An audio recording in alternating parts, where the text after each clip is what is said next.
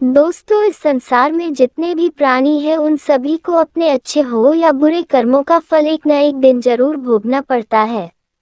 अगर आप अच्छे कर्म करेंगे तो आपको अच्छा फल मिलेगा, लेकिन अगर आप बुरे कर्म करते हैं तो आपको बुरा फल ही मिलेगा। इसी विषय पर एक बहुत ही सुंदर कहानी लेकर आई हूँ जो हमें बताता है कि हमें हमेशा अच्छे कर्म करते रहना चाहिए। तो कहानी को अंत तक जरूर सुनिएगा। दोस्तों, एक समय की बात है। एक गांव में एक ब्राह्मण अपने परिवार के साथ रहता था। उनके परिवार में उसकी पत्नी और एक लड़का था।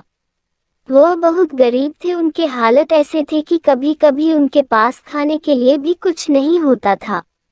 ब्राह्मण की पत्नी बहुत तेज और चालाक थी। वह रोज ब्राह्मण को भिक्षा मांगने के लिए कहती थी, लेकिन ब्राह्मण उसकी बात पर ध्यान नहीं देता था और घर में बैठा प्रभु का नाम जपता रहता था। पत्नी के रोज रोज अपमान करने पर एक दिन सुबह उठा और अपना पोथी पत्रा उठाकर साथ वाले गांव की तरफ चल दिया। चलते चलते ब्राह्मण घने जंगल में पहुंच गया। अंधेरा हो चुका था, इसलिए ब्राह्मण ने एक पीपल के पेड़ के नीचे अपना आसन जमा लिया और प्रभु का नाम जपने लगा। अगले दिन सुबह ब्राह्मण उठा तो पास की नदी में स्नान करके वह आगे की तरफ चल दिया और थोड़ी देर बाद दूसरे गांव में पहुंच गया।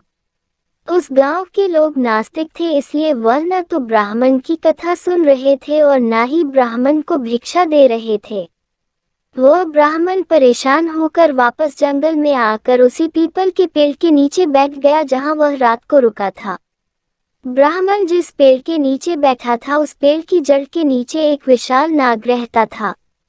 ब्राह्मण ने सोचा कि मेरी कथा तो कोई भी नहीं सुनता, इसलिए मैं पीपल के पेड़ को ही अपनी कथा सुना देता हूँ। और ब्राह्मण अपनी कथा सुनाने लगा। जैसे ही ब्राह्मण ने अपनी कथा खत्म की, उसी समय पेड़ के नीचे बिल में से काला नाग निकला और ब्राह्मण को एक सोने की अशर्फी देकर बोला, तुम रोज आकर मुझे कथा सुनाया करो, मैं रोज तुम्हें एक सोने की अशर्फी दिया करूंगा। ब्राह्मण ने उसकी बात मान ली। नाग ने ब्राह्मण से वचन लिया कि तुम ये बात किसी को नहीं बताओगे और तुम्हारे सभी दुख दर्द भी दूर हो जाएंगे। अब ब्राह्मण का रोज का नियम बन गया। वह रोज सुबह उठता और अपना पोथी पत्रा लेकर उस पीपल के पेड़ के नीचे पहुंच जाता और वहां बैठकर कथा सुनाता। कथा समाप्त होने पर नाग बिल से बाहर आता और ब्राह्मण को एक सोने की अशर्फी भेंट करता। देखते देखते ब्राह्मण खूब धनवान हो गया। ये देखकर गांव वालों में चर्चा होने लगी कि ब्राह्मण के पास इतनी धन संपत्ति कैसे आ गई, लगता है जरूर यह कोई गलत काम करता है। ब्राह्मण लोगों की बातों पर कोई ध्यान नहीं देता था, वह नियम से अपना काम करता रहता था। एक दिन गांव की कुछ औरतें ब्राह्मण के घर आई और उसकी पत्नी से पूछने लगी कि तुम इतने धनवान कैसे हो गए, आपके पति रोज कहाँ जाते हैं और उनकी कथा रोज कौन सुनता है। औरतों की बातें सुनकर ब्राह्मण की पत्नी के मन में भी संदेह हुआ।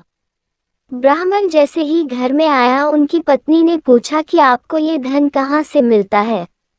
ब्राह्मण ने उसकी बात सुनकर कहा, तुम्हें इससे क्या लेना देना। ये कहकर ब्राह्मण ने उसकी बात को टाल दिया। ब्राह्मण की पत्नी को पति की बात सुनकर और ज्यादा संदेह हो गया और वह ब्राह्मण से लड़ने लगी। उसने ब्राह्मण को सब कुछ बताने के लिए मजबूर कर दिया।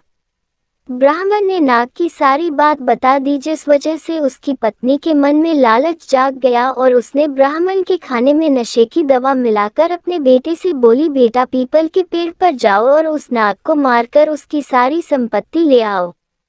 ब्राह्मण का लड़का पोथी पत्रा लेकर वहां गया और पीपल के पेड़ के आगे बैठकर कथा सुनाने लगा। कथा पूरी होने पर वह नाग बाहर आया और उसको सोने की अशर्फी देने लगा। तभी लड़के ने कुल्हाड़ी से नाग पर वार कर दिया, जिससे नाग की पूंछ कट गई। नाग ने पलटकर लड़के को डस लिया, जिससे लड़के की मौत हो गई।